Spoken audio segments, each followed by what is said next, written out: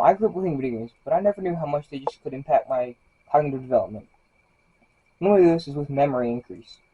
According to studies, it increases about 12%, which is the same age it decreases from 45 to 70. Now, it also helps the elderly people with dementia and memory loss, because when somebody gets older, their memory and their hippocampus begins to fade away. So this helps them keep it stronger, I guess, and also helps increase retention. This study was done by having them play Mario 3D World, which is a three-dimensional game, as the title says. And then others played Angry Birds, a two-dimensional game on their phone. The study showed that people who played the three-dimensional game had a much more dramatic increase in retention than the people who just played the normal Angry Birds, which is a two-dimensional game, keep in mind. The reason there's such a difference between these two different bodies, I guess, is due to the spaces involved in the three-dimensional game. In a three-dimensional game, there isn't just an X and a Y axis. There's also a Z axis, which the player can explore, causing them to have to remember more areas to go through and remember what's there to progress throughout the game.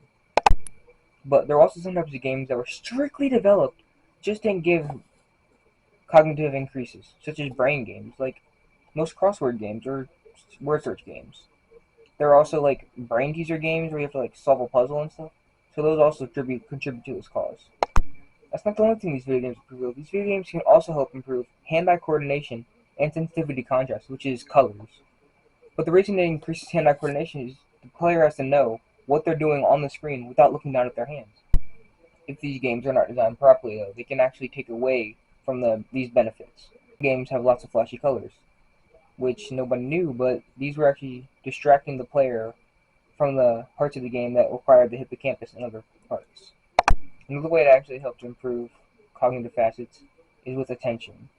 Many real-time action video games require the player to have a great attention span and be able to hear players coming from any direction. One downside to this is that if the gaming is too excessive, it can actually lead to the opposite effect. A Stroop test was performed on kids who played too much video games and their counterparts who did not play a lot of games.